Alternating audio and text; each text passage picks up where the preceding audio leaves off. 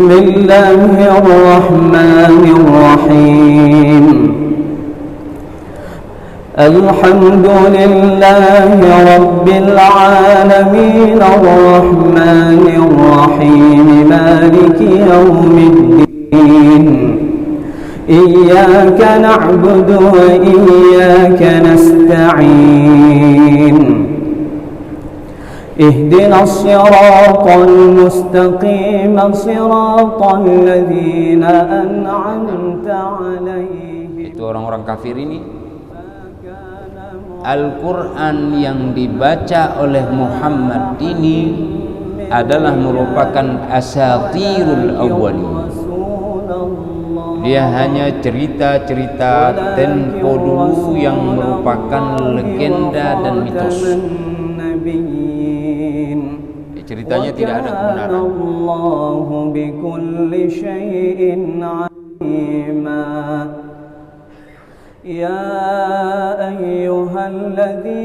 Assalamualaikum warahmatullahi wabarakatuh.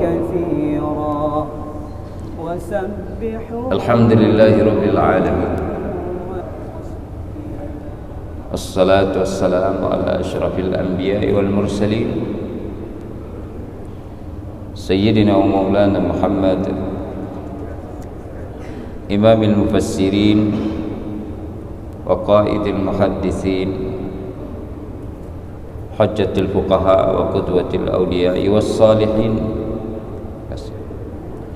wa ala alihi wa ashabihi at-tayyibin at-tahirin.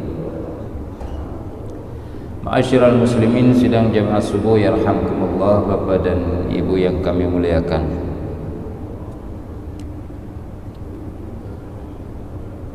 Bersyukur kepada Allah Subhanahu wa taala atas limpahan nikmat dan karunia kepada kita semua.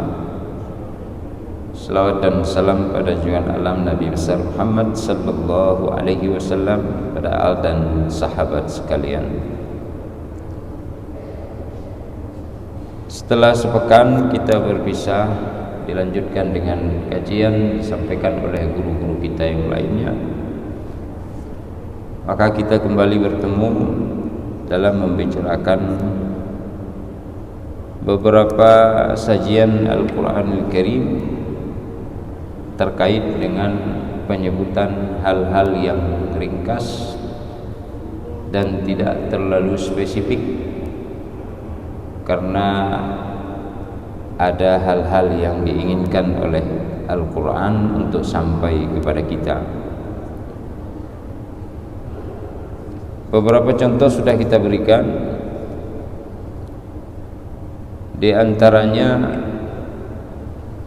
karena persoalan ini sudah sangat dimengerti oleh kalangan orang-orang Arab pada saat Al-Quran diturunkan,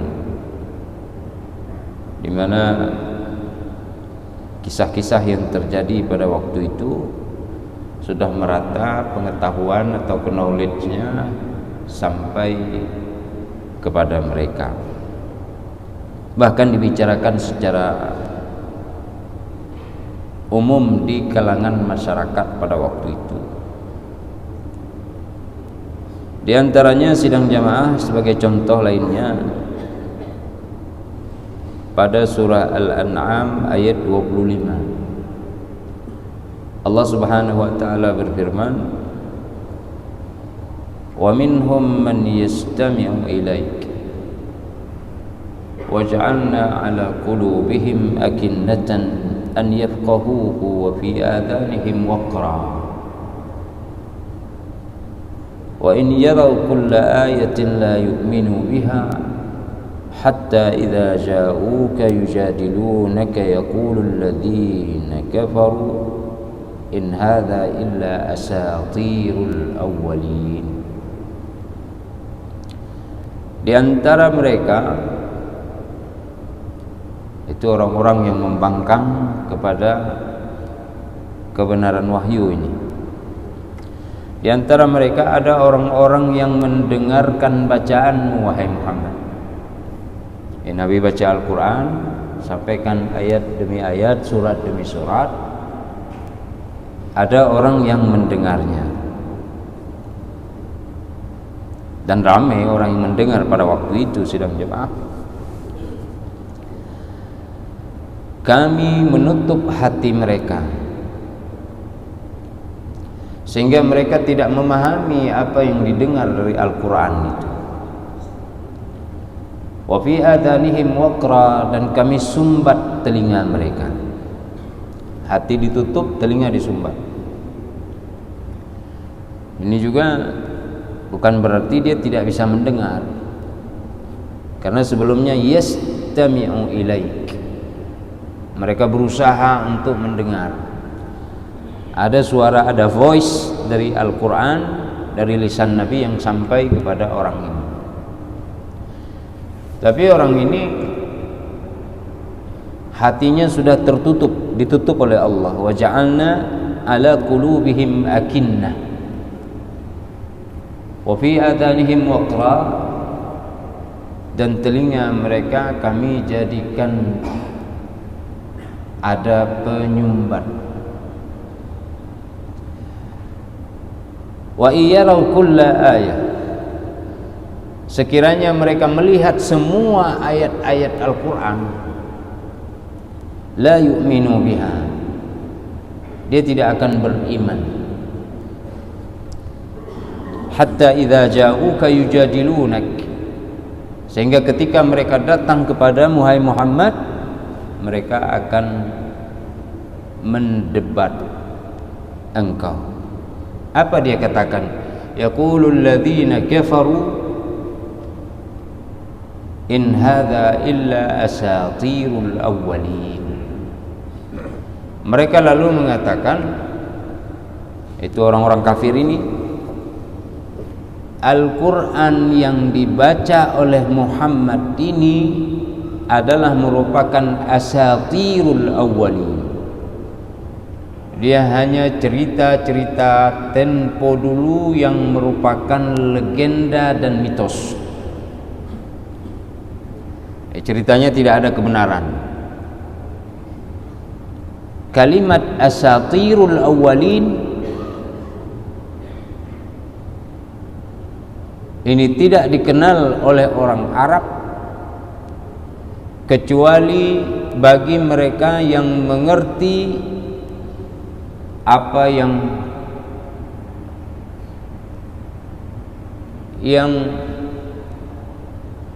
dibicarakan oleh masyarakat dari legenda-legenda yang disampaikan di negeri Parsi. Jadi ada orang yang melakukan perjalanan sampai ke Parsi. Salah satunya An-Nadhr bin Al-Haris bin Kalda. Siapa orangnya ini? An-Nadhr bin Haris bin Kalda. Beliau ini jalan ke negeri Parsi, sampai ke, kalau sekarang Iran berarti. Nah, beliau dapat menghimpun berita-berita dan apa yang mereka lihat dalam perjalanan dari legenda-legenda cerita rakyat di kalangan bangsa Parsi. Ada ular berkepala 3, ada makhluk yang muncul dari laut dengan tentakel yang besar yang banyak, oktopus itu misalnya, ya, gurita. Kemudian bagaimana malaikat dan Tuhan mereka bertempur, dan seterusnya dan seterusnya. Ini adalah asatirul awwalin, cerita legenda. Kalimat ini dibawa oleh An-Nadhr bin Haris bin Kaldah sampai ke depan Nabi Muhammad sallallahu alaihi wasallam, lalu beliau menyampaikan pesan itu. Rasulullah sampaikan pesan Al-Quran, dibantah oleh An-Nadhr bin Haris dengan menyampaikan bahwa Al-Quran adalah merupakan asatirul awwalin. Jadi seluruh kalimat asatirul awwalin di dalam Al-Quran itu dasarnya penyampaiannya adalah oleh An-Nadhr bin Haris bin Kalda.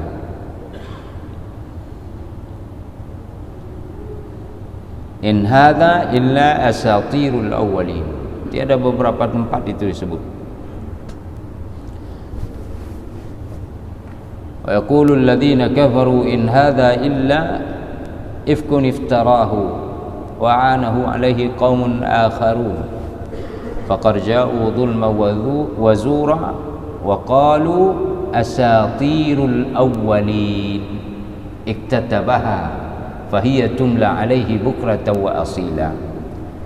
Itu di surah Al-Furqan. Yang kita baca tadi di surah Al-An'am ayat 25. Di awal surah Al-Furqan, qalu asatirul awwalin iktatabaha. Jadi banyak kalimat-kalimat ini dalam Al-Qur'an dasarnya adalah Al-Haris An-Nadhr bin Al-Haris bin Kalda. Jemaah yang dirahmati Allah Subhanahu wa taala. Padahal dia sendiri juga pernah mengatakan saya akan menurunkan kitab yang sama. Nah, sehingga dalam Al-Qur'an ada ayat yang berbunyi ya. Wa man adlamu mimman iftara 'ala Allahi kadhiba. Adakah yang lebih zalim dibandingkan dengan orang yang membuat-buat kedustaan kepada Allah? Au qala uhiya ilayya wa lam yuha ilaihi syai'un, atau dia mengatakan aku telah diberikan wahyu yang sebenarnya tidak pernah diturunkan wahyu kepadanya. Wa man qala sa'unzilu mithla ma anzalallah, dan orang yang mengatakan aku akan menurunkan satu kitab sebagaimana yang diturunkan oleh Allah. Ini orang yang mengatakan nih, An-Nadhr bin Al-Haris bin Kalda mendebat Rasulullah sallallahu alaihi wasallam, padahal dia dengar sebelumnya dia katakan asatirul awwalin itu adalah legenda yang menyeruak, yang menyebar, sebagaimana beliau pernah mendengar legenda itu di negeri Parsi. Muhammad melakukan itu, saya juga bisa menurunkan seperti itu satu kitab. Mereka nanti akan dapat ancaman yang cukup serius. Maka hati-hati sekali dalam menyatakan atau mengeluarkan statement yang melanggar kebenaran, terutama sekali mengatakan sesuatu kepada Allah Subhanahu wa taala padahal tidak ada levelnya untuk membicarakan hal itu. Apalagi mengaku sebagai orang-orang suci yang mendapatkan keberkahan yang turun dari Allah Subhanahu wa taala langsung. Ini dalam perjalanan dunia terus terjadi. Bahkan sifatnya menantang bila dia dikoreksi oleh orang lain. Di akhir ayat Allah Subhanahu wa taala berfirman juga di surah Al-An'am ini ayat 93, walau tara idzil zalimuna fi ghamaratil maut. Sekiranya engkau melihat hai Muhammad ketika orang-orang zalim berada di ambang kematian. Orang zalim berada di ambang kematian. Wal malaikatu basitu aydihim akhriju anfusakum al yawma tujzauna adzabal hauni bima kuntum taquluna 'ala Allahi ghairal haqq wa kuntum an ayatihi tastakbirun. Ketika berada di ambang kematian, orang-orang tadi itu dipukuli oleh para malaikat. Keluarlah kalian, ayo keluar. Pada hari ini kalian akan diberikan azab dengan azab yang berada di bawah tingkatan azab di akhirat nanti. Ini masih azabnya azab yang ringan, tapi mereka sudah begitu kelabakan. Disebabkan kalian mengatakan kepada Allah dengan sesuatu yang tidak benar, dan kalian menyombongkan diri terhadap ayat-ayatnya. Jadi sidang jamaah yang dirahmati Allah, pada ayat ini yang dimaksud pada dasarnya adalah An-Nadhr bin Haris bin Kalda. Jadi seluruh kalimat asatirul awwalin dasarnya dari beliau. Sekarang bisa kita bayangkan ketika kita menyampaikan sesuatu yang tidak benar, lalu direkam oleh orang-orang yang mendengar, lalu disampaikan kepada orang lain, dan kemudian menyebar lintas generasi. Dasarnya itu adalah kita. Bayangkan dosa itu terus dapat menjadi momok dan ancaman bagi kita. Sidang jamaah yang dirahmati Allah. Jadi di sini pada masa itu sudah terkenal siapa orang yang mengatakan asatirul awwalin. Nah, kita tidak mengenalnya lagi kalau tidak mempelajari. Sehingga Al-Quran tidak menyebut wa qala alladhina kafaru in hadha, wa yaqulu alladhina kafaru in hadha illa asatirul awwalin. Itu siapa? Wa qala apa? Wa man qala sa'unzilu mithla ma anzalallah. Siapa orangnya? Jangan-jangan Al-Quran hanya menyebut sembarangan. Tidak, memang ada orangnya, hanya saja tidak disebut siapa di dalam Al-Quran. Jamaah yang dirahmati Allah, terkadang pula untuk menyebutkan secara spesifik nama orang dan tempat tidak memberikan sebuah pengajaran yang lebih besar, dikarenakan ada pengajaran yang lebih substansi dari inti pembicaraan yang diharapkan oleh Al-Quran. Jadi kalau kita ngomong, bicara, itu tidak tunjuk tempatnya. Saya baru pulang dari perjalanan, nah, itu kita katakan pada orang.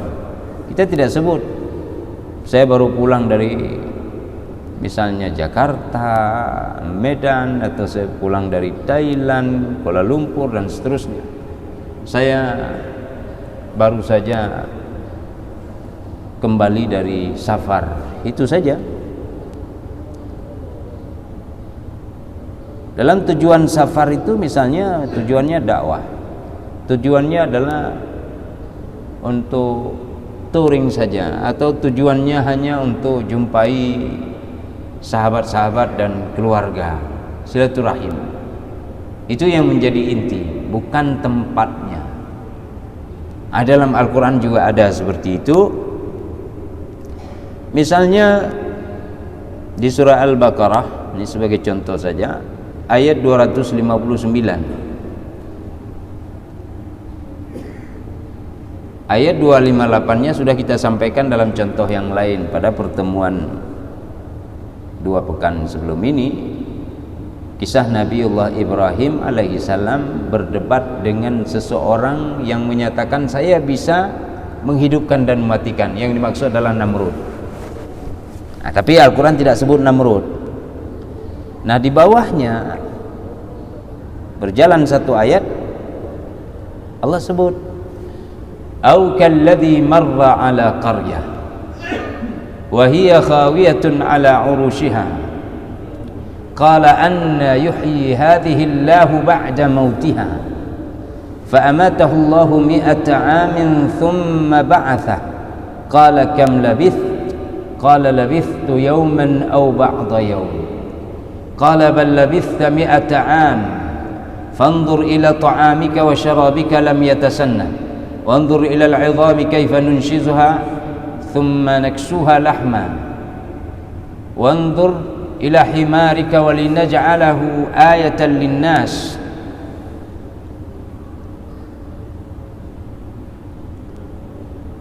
Ini kisah daripada seseorang yang melewati satu negeri. Kalau secara spesifik kita kenal itu dengan kisah Nabi Allah Uzair alaihissalam. Jadi Nabi Uzair lewat ke satu negeri, negeri sudah hancur, tidak ada bekas kehidupan lagi yang masih utuh. Semuanya sudah hancur. Yang dilihat adalah negeri ini dulu makmur, negeri ini dulu dipenuhi dengan manusia, negeri ini dulu dipenuhi dengan berbagai macam investasi, pembangunan dan kemajuan. Tapi hari ini tidak ada lagi, hancur binasa. Uzair alaihissalam, ada yang mengatakan beliau adalah salah satu dari Nabi Allah tapi bukan Rasul. Ada yang mengatakan beliau adalah seorang hamba pilihan dari wali-wali Allah. Jadi beliau lewat di situ, beliau lihat ini sudah hancur binasa. Beliau bertanya, ya, anna yuhyi hadhihi Allahu ba'da mautiha, bagaimana Allah bisa menghidupkan kembali negeri yang sudah binasa ini? Fa'amatahu Allahu mi'ata am, lalu Allah wafatkan dan matikan dia selama 100 tahun. Surah Al-Kahfi ada 300 tahun. Salasami'ati walabithu fi kahfihim 300 sinina wazdadu tis'a. Ada yang mengatakan 309 tahun. Di perhitungan berbeda berdasarkan perjalanan matahari atau rembulan.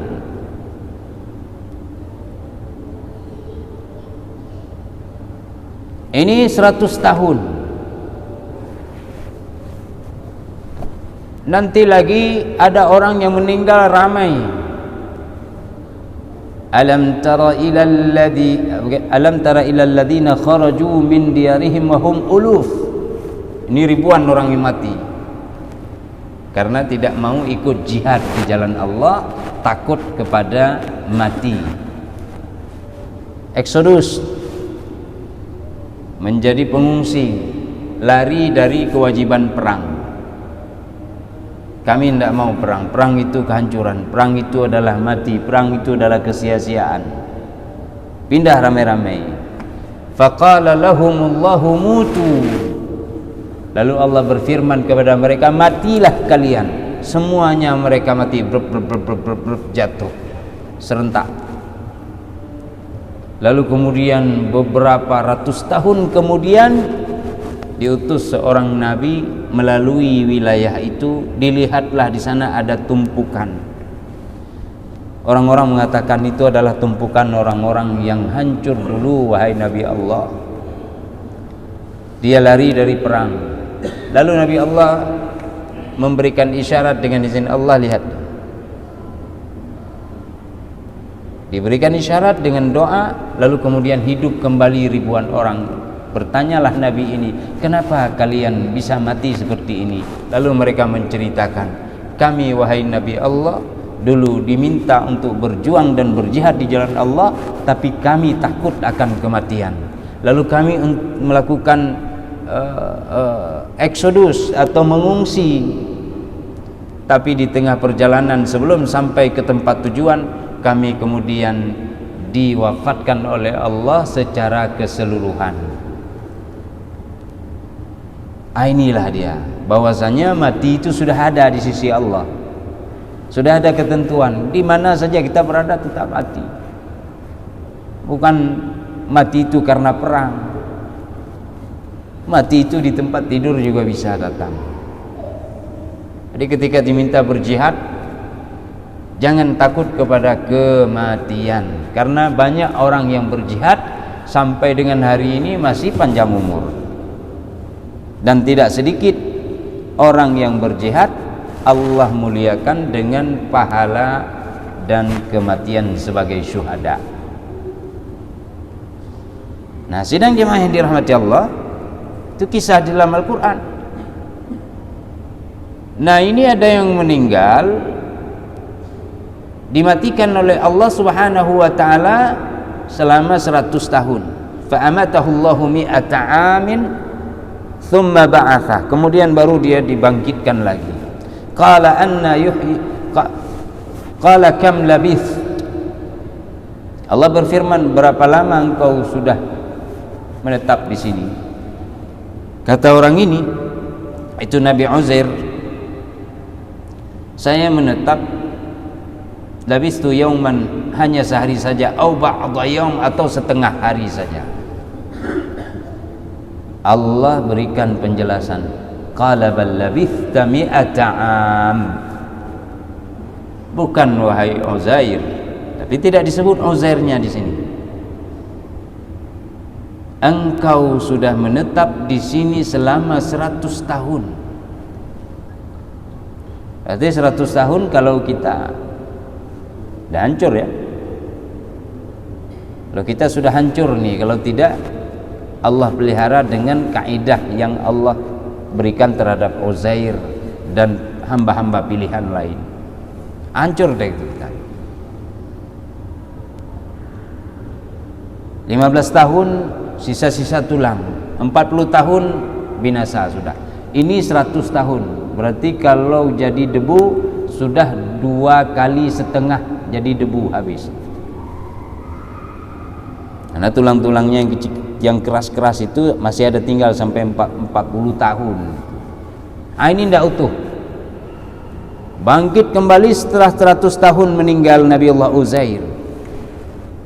Tapi tidak beliau ketahui bahwa beliau sudah wafat di situ selama 100 tahun.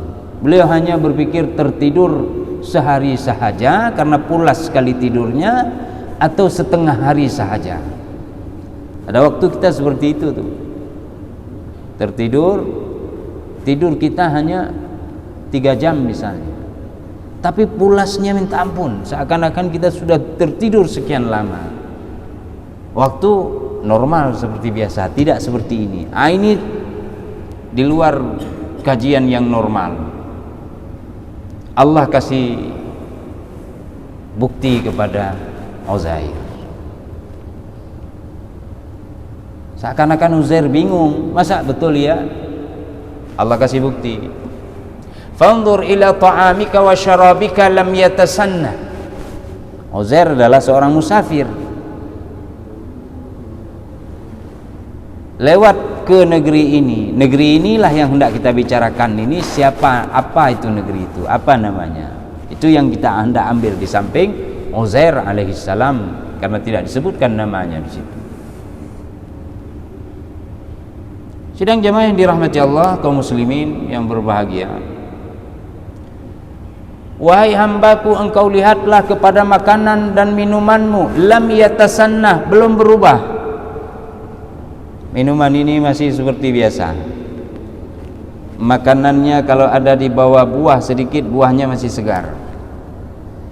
Kalau misalnya ada berupa nasi-nasi dan roti-rotian, rotinya belum membusuk, bahkan berjamur pun tidak, masih segar.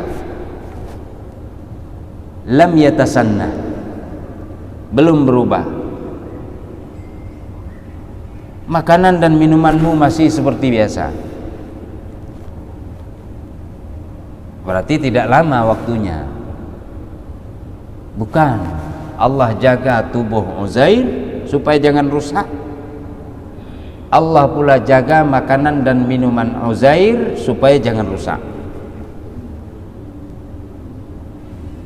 Berarti ada cara kalau kita melihat sekarang mau lebih jauh, bagaimana mengawetkan makanan nanti. Tapi ini bukan persoalan awet atau tidak awetnya makanan.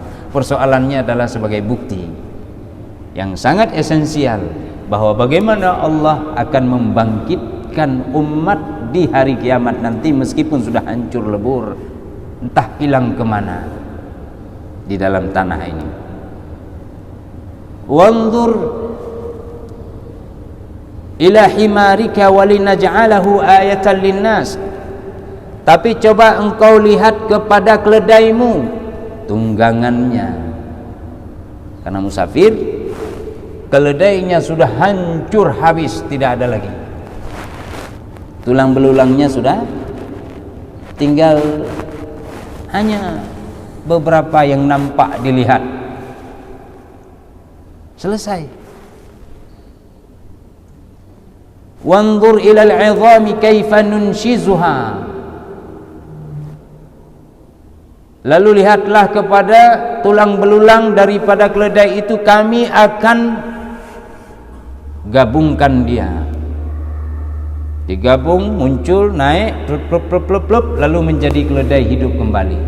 Jadi di sini sidang jamaah, makanan hancur, makanannya tidak hancur, keledainya sudah mati.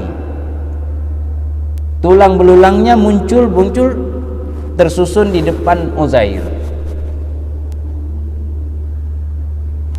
Jadi pada satu sisi tidak ada yang hancur, pada sisi yang lain memang binasa habis. Yang dilihat oleh Uzair tadi adalah negeri ini telah hancur, di mana tembok perkotaannya sudah menimpa rumah-rumah mereka dan tidak ada lagi kehidupan. Persis seperti Gaza sekarang, hancur atau lebih dahsyat lagi. Dia kota mati secara totalitas. Apa nama karya itu? Karya itu adalah Baitul Maqdis, sidang jamaah yang dirahmati Allah. Makanya di dalam beberapa pertemuan sebelum saat terjadi penyerangan terhadap Palestina kali ini, seperti 2 atau 3 kali pertemuan yang telah lalu, kita sempat menyampaikan tentang keadaan orang-orang Yahudi dan orang-orang Palestina. Lalu bagaimana pembangunan dari Al-Masjid Al-Aqsa? Sekilas pandang bahwa yang dibangun oleh Nabiullah Sulaiman tidak ada lagi saat ini. Tinggal hanya pondasi-pondasi. Karena sudah habis, silih berganti, direbut, diduduki, dijajah, kemudian dijarah.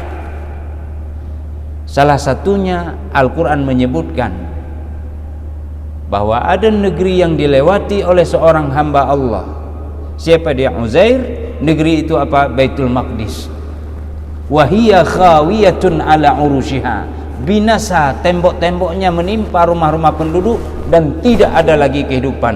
Bila ada tanaman yang merambat, maka tanaman itulah yang hidup di sana. Atau bahkan tanaman itu sendiri sudah hancur binasa. Semua kering kerontang. Dulu ini adalah negeri yang makmur. Dulu ini adalah negeri yang dipenuhi dengan pembangunan. Dulu kesibukan dan aktivitas perniagaan, bisnis, gerakan entrepreneurship, orang-orang muda dengan pakaian yang serba leks, muncul dengan senyuman-senyuman di sana sini, tegur sapa. Tapi hari ini semuanya sunyi senyap karena sudah mati. Uzair bertanya dalam hati, kapan kehidupan ini bisa ada lagi seperti ini? Apakah mungkin bisa hidup lagi negeri yang telah hancur begini? Ini negeri ini yang disebut oleh Al-Quran, au kalladzi marra ala qaryatin di situ adalah Baitul Maqdis.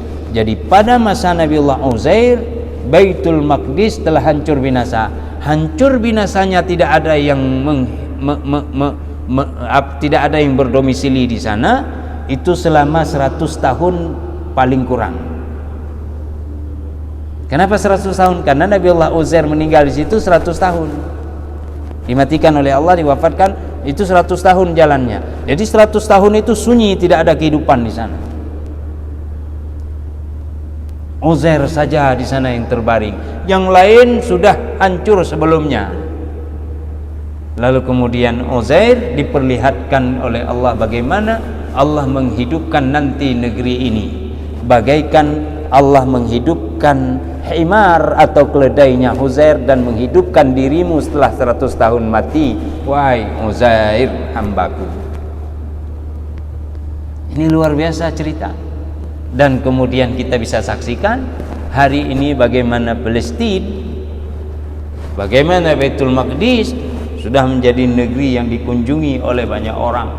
terjadi pencaplokan di sana sini, dan hari ini hancur kembali, meskipun tidak total hancurnya membinasakan manusia, paling tidak 20.000, kemudian bangunannya sudah hancur-hancur, ya, sekolahnya tidak berjalan sebagaimana yang seharusnya, pendidikannya, kemudian masjidnya, ya, kegiatan-kegiatan aspek kesehatannya, manusia bahkan terlentang di sana, terbujur kaku mati di bawah runtuhan, belum diangkat semua. Ini yang terjadi. Tapi ada waktu nanti Allah kembali makmurkan negeri ini. Sidang jemaah yang dirahmati Allah Subhanahu wa taala, ini melatih dan mendidik kita supaya yakin. Maka kalau melihat sesuatu, ada hikmah di balik itu. Ada kisah yang akan menyapa hati kita. Kisah-kisah ini menjadi pelajaran yang besar bagi kita, ya. Dan ini perjalanan dunia sudah jutaan atau ribuan tahun yang lalu seperti ini, dan banyak kisah yang yang terlewatkan dari kita, yang tidak perlu disampaikan kepada kita. Kita hanya tahu beberapa kisah yang penting untuk mendukung risalah perjalanan ini, yang tujuannya adalah kembali kepada Allah Subhanahu wa taala. Ini 3 kisah nih pada ayat yang sama, 258, 259, 260. Pada ayat 260 itu kisah Nabiullah Ibrahim. Wa idh qala Ibrahimu rabbiyalladzi yuhyi wa yumiit. Wa idh qala Ibrahimu rabbi arini kaifa tuhyil mauta. Dan ingatlah ketika Ibrahim berkata, ya Tuhanku, bagaimana engkau hidupkan kematian, coba tampakkan kepadaku. Qala awalam tu'min, tidakkah engkau beriman wahai Ibrahim? Qala bala, saya beriman, walakin liyatma'inna qalbi, tetapi hanya ini untuk membuat hatiku semakin teguh dan semakin tenang. Yakin, tapi ainul haq, saya ingin melihatnya, sehingga betul memberikan efek yang luar biasa kepada hati, karena syahdunya berada bersama Allah. Allah perintah kepada Ibrahim, khudh, qala fakhudh arba'atan minat thair, 4 ekor burung, potong-potong, letakkan di sudut ini, di sudut sana, di beberapa tempat ada 4 pemotongan, arba'ata fasurhunna ilaika thumma ja'al ala kulli jabalin minhunna juz'ah thumma du'uhunna, panggil, bismillah, hiduplah kalian wahai burung yang sudah dipotong-potong. Hidup kembali di depan mata Nabiullah Ibrahim alaihissalam. Luar biasa. Di ujung ayat tadi menyebutkan, falamma tabayyana lahu qala a'lamu anna Allah ala kulli syai'in qadir. Setelah jelas nyata, beliau berkata, aku mengetahui Allah maha kuasa atas segala sesuatu. Jadi tadi pertanyaan di dalam batinnya bukanlah suatu keraguan, tapi hanya pemantik suasana, sehingga kita hari ini yang memiliki keraguan harus ada keyakinan yang sungguh-sungguh bahwa Allah akan membangkitkan kita di kemudian hari. Pada kisah Nabiullah Ibrahim ditutup ayatnya, wa'alam annallaha azizun hakim. Ketahuilah wahai Ibrahim bahwasanya Allah Subhanahu wa taala maha perkasa lagi maha bijaksana. Kenapa ini dibuat seperti ini? Karena Allah yang mengaturnya dengan keperkasaannya. Kenapa harus yang sana dibuat seperti ini, tidak sama dengan ini misalnya? Maka di balik itu ada hikmah. Al-Hakim, sang maha hikmah dalam segala aturan, keputusan dan ketentuan-ketentuannya. Sidang jemaah yang dirahmati Allah, beginilah perlahan-lahan kita pelajari Al-Quran, lalu dia akan memunculkan kepada kita sebuah perasaan. Dalam perasaan itu menghadirkan keimanan yang sungguh-sungguh, kemudian juga ketenangan batin kepada apa yang telah Allah janjikan bagi kita semua. Semoga bermanfaat. Insya Allah kita akan lanjutkan beberapa contoh lainnya di pertemuan yang akan datang. Semoga Allah memudahkan semuanya. Amin ya rabbal alamin. Subhanakallahumma wa bihamdika asyhadu an la ilaha illa anta astaghfiruka wa atubu ilaik. Wassalamualaikum warahmatullahi وصل وسلم على سيدنا محمد في الأولين وصل وسلم على سيدنا محمد في الآخرين وصل وسلم على سيدنا محمد في النبيين وصل وسلم على سيدنا محمد في المرسلين وصل وسلم على سيدنا محمد في الملأ الأعلى إلى يوم الدين وصل وسلم على سيدنا محمد وعلى آله وصحبه أجمعين.